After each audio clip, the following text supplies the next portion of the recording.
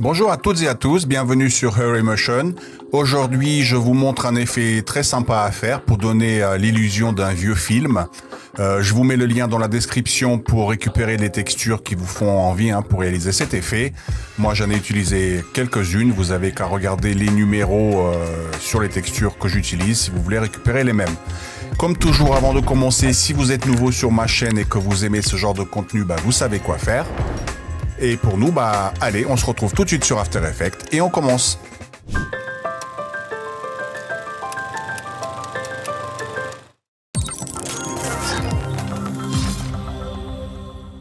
Ok, donc on est sur After Effects, on commence tout de suite, on crée une nouvelle composition, comme d'habitude, 1920 par 1080, 5 secondes c'est suffisant. Je vais renommer ça en rendu, vous renommez comme vous voulez, je dis ok.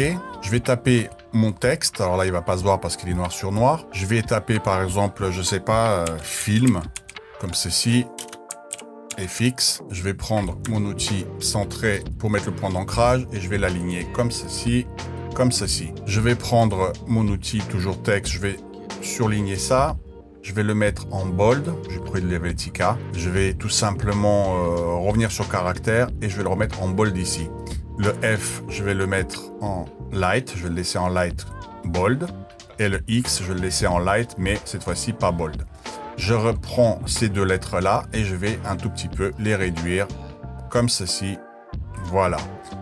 Maintenant, je prends mon texte et je vais un tout petit peu l'agrandir comme ça. Bon, on va rester comme ça. Vous faites comme vous voulez. Ok, maintenant, on va prendre une texture papier. Je vous mets un lien dans la description. C'est un site créé par un Américain, je crois, qui a tout plein de textures dedans. Moi, je l'utilise très souvent. Il fait aussi des superbes tutos. Je sais plus, je crois que c'est avec lui que j'ai appris celui-là. De toute façon, on apprend tous de quelqu'un. C'est tellement complexe, After Effects, qu'une fois qu'on connaît bien les bases, après, c'est beaucoup de manipulation et après, on crée pas mal de choses en mélangeant beaucoup de choses. C'est en fait un peu comme vous faites la cuisine. Donc, on va réduire tout simplement un petit peu notre texture comme ceci, histoire de lui donner bien notre petit carré là dans le papier. On appuie sur P, on va un tout petit peu décaler sur la gauche. Et maintenant, on va répéter plusieurs fois l'opération. On va faire CTRL D, on appuie sur P pour la position et on va un tout petit peu bouger comme ça. CTRL D, P, on bouge un tout petit peu comme ça.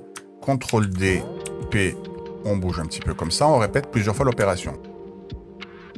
Une fois que vous avez fait ça, vous avez un tout petit peu décalé tous ces papiers-là. On va sélectionner toute notre texture. On va évidemment tout refermer. On va avancer de 6 images avec Page Down. 1, 2, 3, 4, 5, 6. Vous faites CTRL-SHIFT-D pour scinder et vous supprimez le reste. Vous sélectionnez bien toutes vos textures, vous faites clic droit, vous allez dans Assistant d'image clé, calque de séquence, vous cliquez, vous faites OK. Donc là, on a créé tout simplement une séquence, un mouvement de ce papier. Ce que vous pouvez faire maintenant, c'est faire CTRL-SHIFT-C pour précomposer. On va l'appeler papier.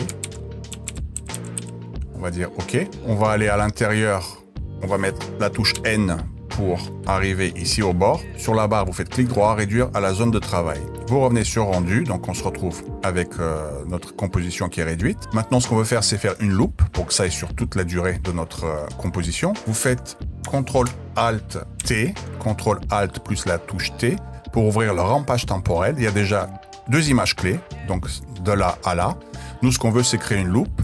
Vous faites une image en arrière, donc page haut. Vous rappuyez sur le petit bouton ici pour recréer une autre image clé et vous supprimez la dernière. Maintenant, pour créer la loupe, vous faites Alt gauche, clic sur l'horloge et soit vous tapez Loop Out, votre expression comme d'habitude, soit vous allez ici, petit triangle, vous allez ici dans Propriétés et ici, vous avez déjà une expression, vous prenez Loop Out, type cycle numéro keyframe 0 et vous cliquez là. Là, automatiquement, on vient de créer une loupe. Maintenant, ce qu'on va faire, on va s'occuper de notre texte. Donc, on va le mettre ici, par-dessus. Notre papier ici, on va lui rajouter un effet d'inversion. Vous l'inversez comme ceci. Vous allez le dupliquer, CTRL-D. Vous allez le mettre au-dessus du film. On va le renommer en mat. Vous prenez votre film et ici, dans le cache, si vous ne l'avez pas, vous appuyez sur la touche F4 pour intervertir ici les colonnes. Vous prenez le petit serpentin et vous le reliez à mat. Et ici, il est en alpha automatiquement. Vous cliquez pour le passer en Luma. Donc là, on se retrouve avec, pour l'instant, notre film qui est là. Pour que ça ressorte un tout petit peu mieux, vous prenez votre mat ici, vous lui rajoutez une courbe et cette courbe, vous pouvez tout simplement un tout petit peu la bouger, histoire de, voyez, ressortir tout ça par-dessus. Après, vous vous arrangez, ça dépend de la typo. On va rester quelque chose à peu près comme ça. Voilà, pas trop clair non plus. Ok, maintenant qu'on a fait tout ça, on va animer notre texte. Vous déroulez votre texte film. Vous allez dans Animer, là-haut. Vous cliquez sur, il est où? Position. Et ici, vous faites Ajouter, sélecteur, expression de tremblement, qui est en fait Wiggle. Vous déroulez le sélecteur de plage ici, là, de l'animation. Vous allez dans Avancer. Et dans Avancer, basé sur, vous faites Index. Vous pouvez refermer ici le sélecteur de plage animation. Vous allez sur votre sélecteur de tremblement, vous le déroulez. Et ici, vous avez tremblement par seconde, vous mettez 0 et la corrélation, vous la mettez à 0 également. Vous descendez dans Position, vous tapez 1 et vous tapez ici 50 pour la hauteur.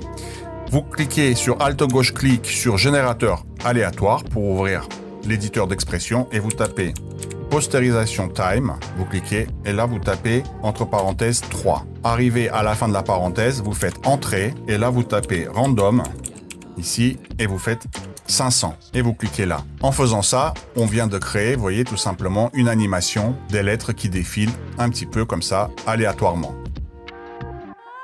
Et en fait, cette histoire de postérisation, c'est quoi? C'est en fait, c'est que en faisant une postérisation temporelle, ça vous permet en fait de créer, en fait, de forcer un calque à utiliser une cadence d'image déterminée, comme là on vient de déterminer nous-mêmes. Donc voilà pour ce début. Ok, maintenant on va faire interagir notre texte donc avec notre fond. Pour cela, on va dupliquer notre papier ici, CTRL D. On va renommer celui d'en bas en map, comme ça. On va éteindre l'œil. Vous allez sur votre texte, donc film. Vous lui appliquez un effet qui s'appelle dispersion, qui est là. Et ici, dans calque de référence, on va prendre la référence de notre map. La source, vous faites effet et masque. Et vous faites une dispersion de 40 pixels en horizontal et 40 en vertical. Vous voyez, automatiquement, on crée des petits bords rugueux. On va rajouter une petite courbe comme ceci pour un tout petit peu atténuer. Et on va lui rajouter cette fois-ci un effet de contour brut. Alors la bordure, on va la passer. Pour l'instant, je vais monter, peut-être aller à 20. La netteté, je vais mettre à 10. Et l'échelle, je vais la redescendre peut-être à 40 pour l'instant. La complexité, on va la mettre à 10.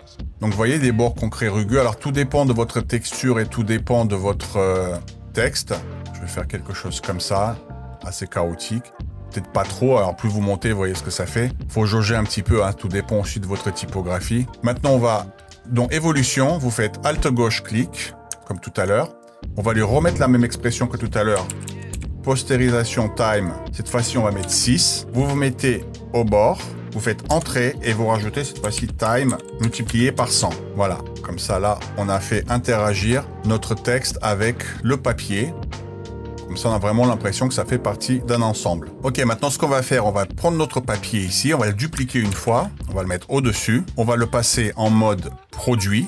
Donc si jamais vous ne l'avez pas ici, hein, c'est toujours avec la touche F4 que vous jouez. On va le redupliquer une deuxième fois, on va le renommer en haute lumière. On va lui rajouter un effet qui s'appelle masquage par extraction. Vous prenez tout ça, vous le ramenez vers la gauche comme ceci. Et le lissage du noir, on va l'augmenter peut-être comme ça vers 18. Et lui, on va le remonter à fond comme ça. Histoire de créer, vous voyez, comme ça on ressort un petit peu les hautes lumières. Ici. Vous voyez, si je fais le contraire, vous voyez, ça s'assombrit.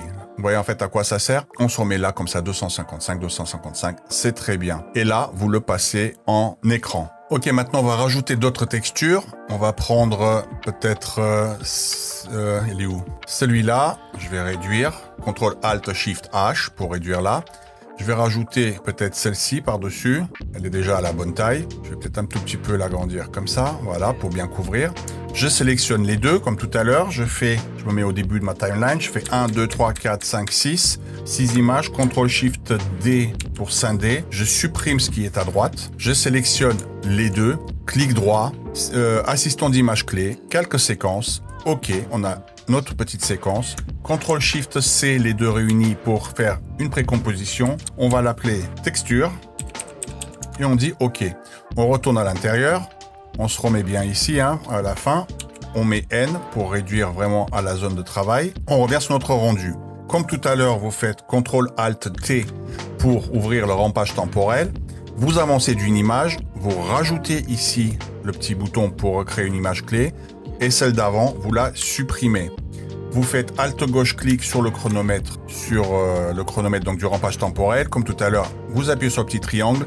Vous allez ici dans Propriétés et dans Propriétés, vous le remettez Loop Out cycle keyframe 0 pour recréer en fait tout simplement. Maintenant, cette texture, vous la passez en mode éclaircir. On va le dupliquer. Celle qui est là, la première, vous la mettez en mode produit. Vous allez dans Effet, vous lui rajoutez une inversion. Ça, vous l'inversez. Et ce qu'on va faire R, touche R, et on va faire 180 degrés pour en fait donner un petit look différent. Vous voyez comme ça? Ça crée vraiment un rampage temporel différent. Vous avez votre fond et là, avec la nouvelle texture, vous voyez comment ça bouge. Ça fait vraiment comme des vieux films. Maintenant, on va lui rajouter une autre texture, un autre film, texture film. Je vais prendre celle-ci. Je vais le mettre au-dessus de mon mat, qui est là. Je vais prendre ici, comme tout à l'heure, si vous n'avez pas avec F4, vous le reliez le cache en mat. Vous le remettez en luminance. La taille, vous l'enclenchez. Toujours pareil, CTRL, ALT, SHIFT, H pour remettre à la taille. Et vous faites comme ça. En fait, ça crée, vous voyez, un bord comme un film. Voilà, histoire de vraiment, voilà. Et vous le mettez en mode produit, comme ceci. Maintenant, une fois que vous avez fait ça, on a pratiquement terminé. On va rajouter un effet de tremblement. Pour ça, on va se mettre au-dessus. On fait CTRL, ALT, Y pour créer un calque d'effet. On va dans Effet. On va lui rajouter un effet de transformation. L'échelle, on va la passer à 101. Et une fois que vous avez votre échelle à 101, vous allez animer la position. Alt-gauche, clic. On retape cette fois-ci postérisation time. On lui dit 6. Après la parenthèse, vous faites Entrée. Et là, on va lui mettre un wiggle. On va mettre 222,2. Et vous refermez. Comme ça, en fait, ça crée un petit mouvement de tremblement de caméra. Vous savez, quand vous avez votre film de la bobine qui tourne, ça tremble un petit peu. Là, on va le renommer en tremblement. On va rajouter un nouveau calque d'effet, CTRL-ALT-Y. On va le renommer en flicker pour faire clignoter. On va rajouter un effet qui s'appelle exposition. L'exposition principale, on va la passer à moins 0,2. Vous faites Alt-gauche-clic sur exposition. Comme tout à l'heure, l'expression, vous tapez Posterise Time 6, Entrée, Wiggle, et là, vous tapez 30,01. Comme ça. Comme ça, on arrive à créer un effet, vous voyez, de clignotement. Un petit peu comme les vieilles caméras quand elles tournaient leur bobine. On va lui rajouter également un effet qui s'appelle Ajouter du grain. Le mode d'affichage prévisualisation, vous le mettez en résultat final. Et dans les paramètres prédéfinis, vous pouvez choisir par exemple celui-là qui est très bien. Et dans couleur, vous déroulez, vous faites monochrome. Comme ça, on va voir ce que ça donne. Vous voyez l'effet? C'est pas mal. Voilà, maintenant on va juste lui rajouter un petit effet de luminosité contraste. Et là, on va tout simplement peut-être le passer à 4 et puis 10 de contraste, comme ça. Voilà. Et si vous voulez maintenant changer un petit peu aussi le style de look, vous rajoutez CTRL-ALT-Y, un nouveau calque d'effet, vous faites inversion, quelque chose comme ça. Vous voyez, ça donne un autre look différent, comme un négatif. Voilà, vous choisissez ce que vous voulez. Et voilà, donc on a fini. Juste pour embellir, après si vous voulez que ce soit un tout petit peu plus sombre sur certains endroits, la dernière texture du film qu'on a utilisé, le produit, ici vous le mettez peut-être en densité couleur plus. Vous voyez, ça va l'assombrer un tout petit poil. Ça dépend des textures, hein, ça se verra plus ou moins. Et dernier truc, CTRL-ALT-Y. Vous rajoutez peut-être une petite courbe pour jouer un tout petit peu comme ceci. Un truc qui est sympa aussi, là on est en noir et blanc, vous rajoutez peut-être un trichrome. Vous voyez, automatiquement la couleur du milieu, les middle, ils sont un petit peu orangés comme ça. Vous pouvez jouer un tout petit peu comme ça pour créer un petit effet ancien, genre sépia. C'était pas mal tout à l'heure, je trouve. Comme ça. Après vous faites CTRL-Y, on va l'appeler vignette. Ça n'a l'air de rien, mais ça donne son petit effet. Double-clic dans l'outil ellipse. Vous inversez, touche F, et on va augmenter tout simplement comme ceci, au maximum son contour progressif. Voilà.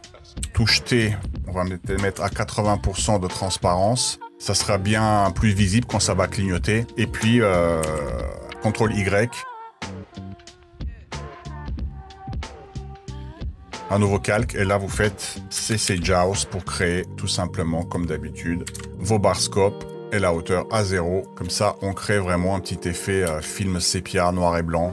Donc voilà les amis, pour votre effet vieux film. Donc ça paie pas de mine, mais c'est pas mal. Bon, il y a quelques petites techniques à connaître. Voilà, donc amusez-vous. Voilà pour ce tuto, merci de l'avoir regardé. Comme toujours, j'espère qu'il vous a plu et vous a permis d'apprendre quelque chose de nouveau. Si c'est le cas, n'oubliez pas de lâcher un like pour m'aider au référencement de ma chaîne. Pour ma part, je vous dis à très bientôt pour une nouvelle vidéo.